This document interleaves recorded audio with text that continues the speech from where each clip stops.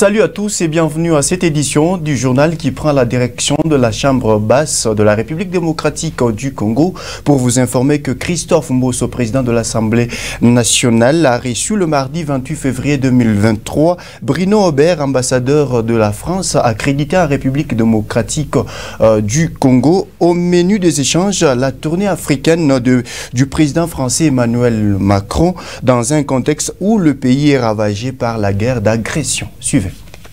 L'objectif de la visite, c'est d'abord d'échanger avec le président Mbosso, le président de l'Assemblée nationale. Ce n'est pas la première fois. Nous avons coutume d'échanger très franchement et très amicalement.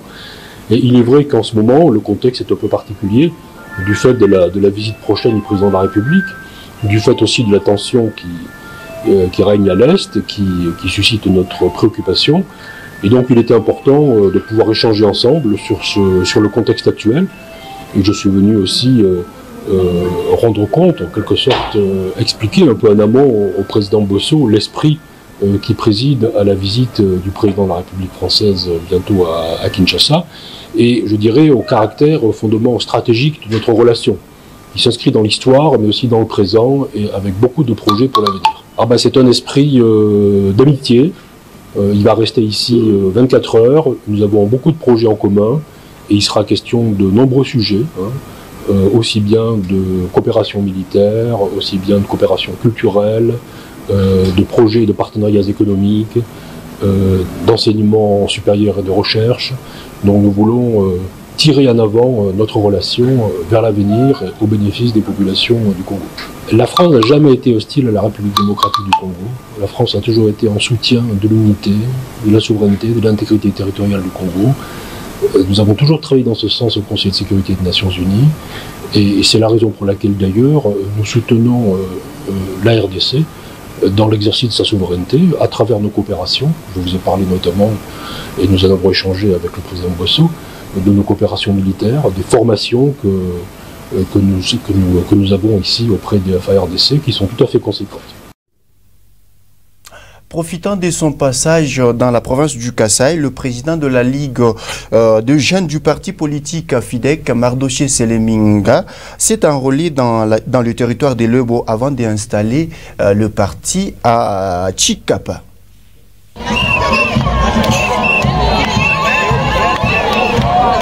Mardoché Sélé, président national de la Ligue des jeunes du parti politique Front des indépendants pour la démocratie chrétienne, poursuit son périple dans l'espace Grand Kasaï après avoir été publicité comme meilleur jeune leader sur le plan national. De retour dans sa province natale, le Kasaï, Mardoché Sélé a été accueilli par une foule immense venue de partout. C'est dans les territoires de Luebo que ces jeunes juristes de formation s'est enrôlés avant de visiter plusieurs autres coins de la province. Partout où il passait, un seul message a été au centre des échanges avec la foule qui l'accompagnait, c'est faire enrôler massivement pour prendre part au processus électoral. À Chikapa, Mardoché Seleminga a installé le parti politique Front des indépendants pour la démocratie chrétienne en présentant la vision prônée par son autorité morale, Fifi Masuka Saini.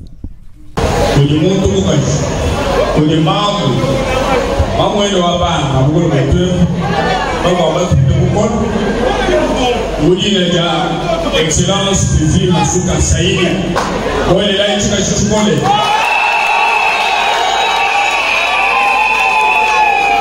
Lelo odima moduweza fierté wa vision wa mfuaji tunga pays Tshisekedi ki mwana bomo chi mucho tatomo lao ya wacho kuchwa wa tribu kwa fuwe tu wako tukasai kali bo baba la province anyi wapo jifuaji tumu resili mandae katanga kwa la particulier kwa Fifi Masuka Saini itabayoyo.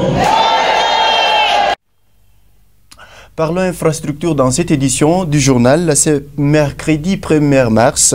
Le ministre provincial des infrastructures Célestin Machata Kaembe a réceptionné 2 engins de terrassement commandés par le gouvernement provincial du Lolaba.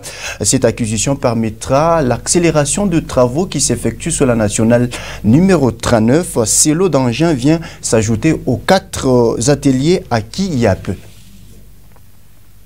Après acquisition de 4 ateliers par l'autorité provinciale Fifi Masuka Seini au mois de janvier dernier, promettant aussi d'ajouter un autre lot.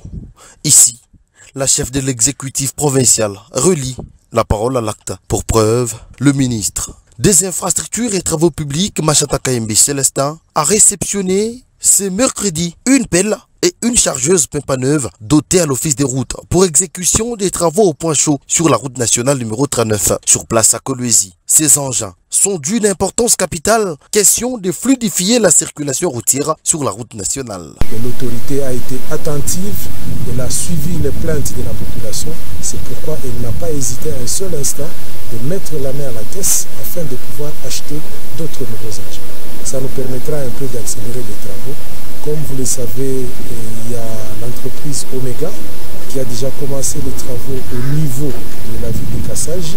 Donc Omega va de Kasaji vers Kakopa. Donc nous sommes vraiment soulagés à ce jour parce que nous avons tout le nécessaire que nous allons mettre à la disposition de l'office de route pour que vraiment qu'on accélère les travaux de sorte que dans un délai vraiment très court, que nous puissions résoudre le problème des courriers au niveau de Ménécoula. Comme outil de travail du gouvernement, l'office des routes a tout intérêt de faire bon usage de ces engins. De son côté, le directeur provincial dévoile un sentiment de satisfaction après dotation de machines et lance à SOS aux transporteurs des camions poids lourds qui empruntent cette route à intérêt général de respecter les tonnages requis. Nous sommes très contents avec cette machine, avec ces deux machines ici. Nous allons aller très vite pour relier les endroits où il y a beaucoup de difficultés. Dès aujourd'hui même, ça part vers le Olungenda pour commencer de demain à travailler. L'Africain et le conducteur, ce que nous avons placé en eux, c'est le problème de tonnage. Ils exagèrent un peu avec leur tonnage. S'ils diminuent de tonnage, ils vont à un tonnage normal. Ils vont commencer à passer sans problème. Mais nous tenons en tout cas beaucoup à remercier Madame le vice-gouverneur et le geste qu'il vient de faire. En tout cas, ça nous soulage beaucoup. Et nous-mêmes, nous serons un peu tranquilles parce que tout le temps ici, on n'était pas tranquille. Avec ça, en tout cas, je vois que nous serons un peu tranquilles. Rien ne s'est refait à moitié au Lualaba dans le secteur infrastructurel sous l'ère Masuka.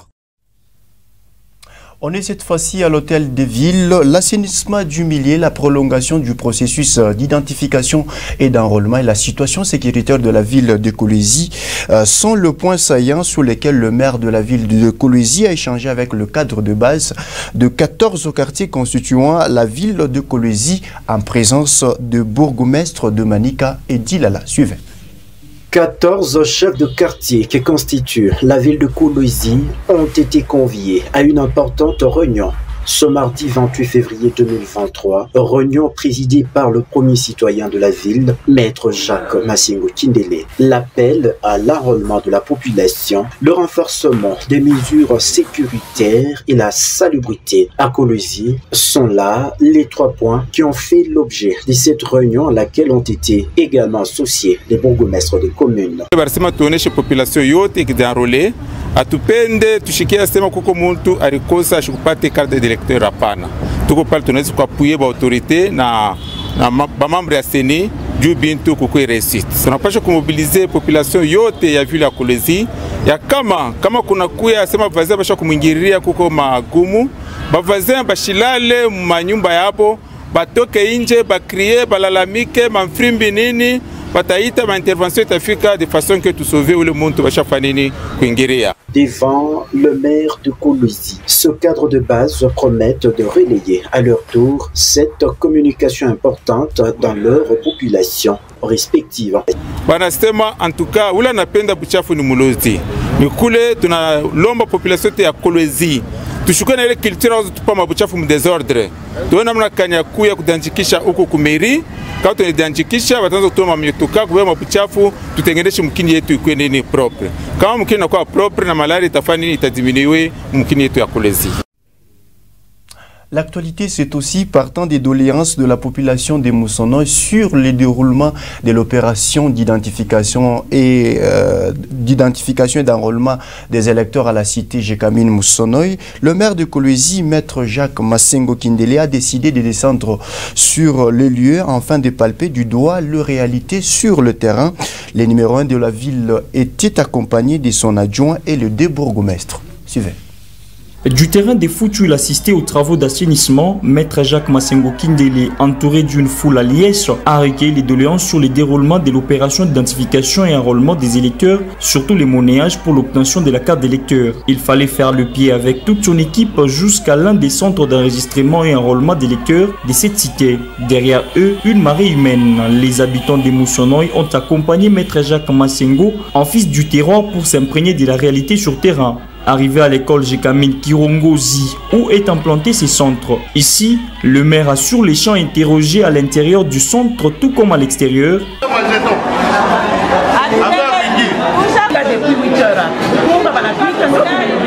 Aucune certitude du monnayage.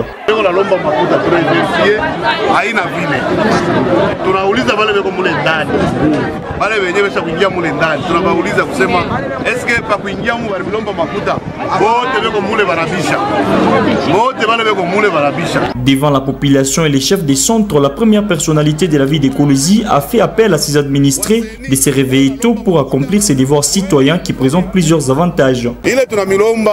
Mwanze kulamuka busubuhi. Kama unalamuka busubuhi, unakuwa unabeba mustari yako batakuarole bya bule. Carte d'électeur ni bya bule. Tunasikilizana? Na mufanye nguvu muhimu siku wanatupatia kiloko, kila mtu abebe carte d'électeur yake. Mpaka vile tulisema pale, carte d'électeur ndio itakusaidia kuvote na kuya kandida. Carte d'électeur ndio itakuservir ya subasma. Wakati batanza kulomba batanza tupatia ma carte d'identité, ile ma carte de citoyen, ile ma carte ya bakongolais. Ile document batanza kulomba ya kwanza ni carte d'électeur. Ni kusema mubebe sérieux sana muhimu opération kunafanya. Toujours plus proche de ses administrés, l'homme de terrain a donné une oreille attentive à la population de Moussonoy avant de se séparer.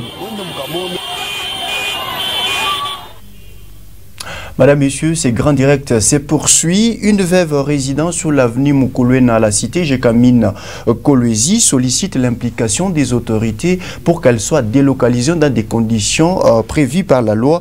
Elle est sommée par l'entreprise commise à déguerpir sa maison sans pour autant reçu le dû. Cette veuve l'a déclaré dans une interview accordée à votre chaîne. Wakati alipofaka familia yake nasema tunanyang'anya nyumba. Pale bantu balibazomeaka banaanza nifukisha mnyumba shikutokaki. Bananipeleka ku tribunal kule, ku tribunal tunafika kule mimi na gagner procès. Sabile bafika sasa kwa mambo ya delocalisation. Baliniweka moto sana sasa paka nitoke. Mukuganye procès mule banasa tutafute liquidateur. Banasa baniweke mimi liquidateur, banakatala sasa pana liquidateur huyu hapana. Mina chakula kufamia tandia babwanangu sasa kumbe tutaweka kutu. Na vile baji ba kila bantu walikuwa na bavoka kwa sababu mzuri. Mbeshi bavoka tunaanza kusubakia tusumburie, tuweke liquidateur, huyu mama liquidateur na kule kote na kwa tutoshe moyo. Me kufika shi tuko na chunga kia tribunal itetuita ba tesa ba liquidateur. Me kwa kushituka tu agent commission nazo kwa sababu pomene nyumba delesha kwene. Mesa hapana mishabeba makuta sasa hapana ushabeba kama makuta.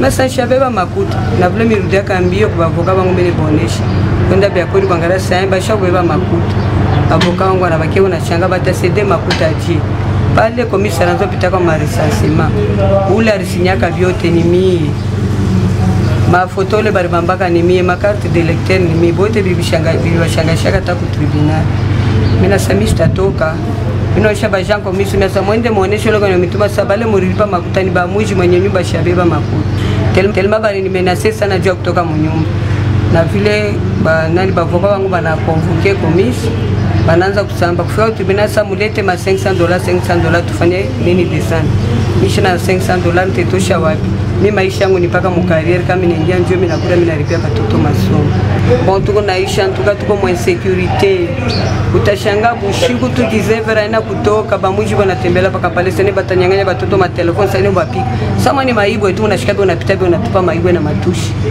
niacha mimi nakufa shina na kule mimi nitaenda na watoto ndio muriria tu yeye anisaidie sana komisa nilipe makuta yangu bali alilipa ni bamuishi pinjo mwenye nyumba niko pale depuis 1996 c'était certain ça de lundi le 19 janvier miaka pale minjo milikuwa femme légitime pale mais mishwekile belle famille nafanya et puis na bale baribeba makuta ni ba mafamille etandi ba bwanangu bote bashakuishaka kushabakia moya bule ko kumadingusha ele plus âgé qu'on a 79 ans bale baribeba ni ba mafamille etandi.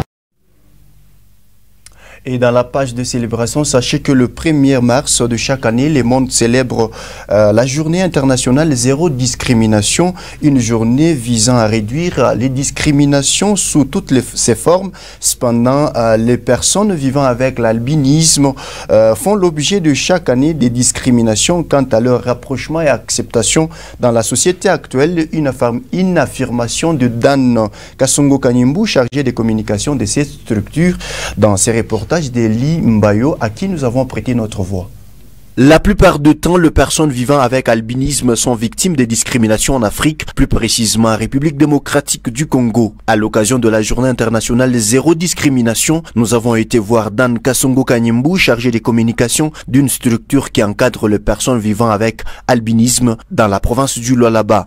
Les personnes vivant avec albinisme, elles sont beaucoup plus marginalisées avec beaucoup plus des discriminations qui est notamment celle de s'en approcher des autres. Vous pouvez monter par exemple dans un véhicule avec une personne vivant avec albinisme et la personne là, elle se rapproche avec une autre personne à peau noire, ça crée la forme de la discrimination. Une autre, elle est due à la famille d'abord, la famille qui recueille d'abord la personne vivant avec albinisme. Il y a une naissance d'une personne vivant avec albinisme dans une famille quelconque. Le parent eux-mêmes n'accepte pas cette catégorie de personnes. Et vous pouvez vous rendre compte que l'enfant est né comme ça. Elle est beaucoup plus cachée dans la maison. Elle est beaucoup plus maître à l'égard des autres. Pourquoi? Parce qu'il est né d'une autre peau qui est celle de l'albinisme. Vraiment, c'est pas facile, Il y a certaines qui acceptent de vivre d'ailleurs avec cette catégorie de personnes et les autres qui n'arrivent pas. C'est pourquoi notre élite, nous, l'association Programme d'appui aux albinos du Congo, qui est là pour essayer de faire comprendre à cette population que les personnes vivant avec albinisme, c'est tout autre comme autre personne. Il est comme la personne en peau noire, il est comme un blanc, il est vraiment comme toute autre personne. Pas facile de surmonter les discriminations qu'encourt celle-ci, néanmoins il faut accepter comme telle pour se faire facilement rapprocher des autres, a-t-il ajouté. Avant de jeter l'encre de cette édition du journal, sachez que en international, les Nigériens réagissent à la victoire du candidat président Bola Ahmed qui remporte 8,8 millions de voix. Et puis le président français Emmanuel Macron entame sa tournée en Afrique centrale par le Gabon ce mercredi. Les habitants de Libreville remettent en cause sa visite. Suivez. Élu président du Nigeria à 70 ans, Bola Ahmed vient de réaliser les rêves de sa vie, d'occuper les fauteuils suprêmes de son pays. Bien que son élection est entachée, Bola décide de jouer la carte de l'optimisme.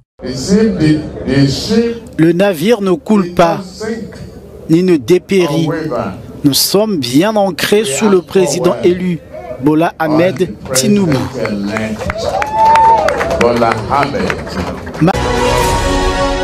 Le Nigérien réagit à la victoire du candidat présidentiel Bola Ahmed Tinubu qui remporte 8,8 millions de voix. Il est évident que les élections ne se sont pas bien passées dans certains endroits, mais la commission a fait son travail et a annoncé le vainqueur. Donc s'il y a un problème, si un autre parti a un problème avec les résultats des élections, je pense qu'il devrait prendre l'affaire en main et faire le nécessaire. Tinubu est un grand homme au Nigeria, il est un grand homme à Lagos, il a contrôlé Lagos pendant de nombreuses années et a réussi. Pendant son régime, nous, les gens, nous avons apprécié, il n'y a pas eu de souffrance, donc nous sommes heureux qu'il monte jusqu'au gouvernement fédéral, il l'a atteint, il a réussi. Le président français Emmanuel Macron entame sa tournée en Afrique centrale par le Gabon ce mercredi. Les habitants de Libreville remettent en question sa visite. Que les Gabonais eux-mêmes sachent se défendre d'une double oppression, c'est-à-dire qui proviendrait de la France et ensuite du clan Bongo à PDG. Si nous ne sommes pas capables de nous défendre face à cette double oppression et que nous passions nos temps à nous plaindre, à pleurnicher d'une certaine manière, nous n'y arriverons pas à sortir de ce double étau. Dans les sous-sols d'un immeuble d'habitation de Bakhmout, un des points les plus chauds du front oriental en Ukraine, Fox avoue ne pas savoir combien de temps ses frères d'armes pourront encore tenir cette ville face à la poussée des troupes russes. Les forces de Moscou tentent de s'emparer de cette cité industrielle depuis l'été, transformant Bakhmout en théâtre d'affrontements particulièrement meurtriers. Le commandement militaire ukrainien a reconnu mardi que la situation y était extrêmement difficile. On peut dire que chaque maison et chaque rue est couverte de notre sang. Notre artillerie ne parvient pas à étouffer leur artillerie. Nous manquons de munitions, nous manquons de drones professionnels qui pourraient effectuer des reconnaissances, savoir où se trouve leur matériel et leur artillerie. Ils ont le sentiment d'être en impunité. Madame, Monsieur, vous l'avez compris, c'est la fin de cette édition du journal et je vous retrouve le samedi prochain avec une autre édition du journal. D'ici là, portez-vous bien. Ciao.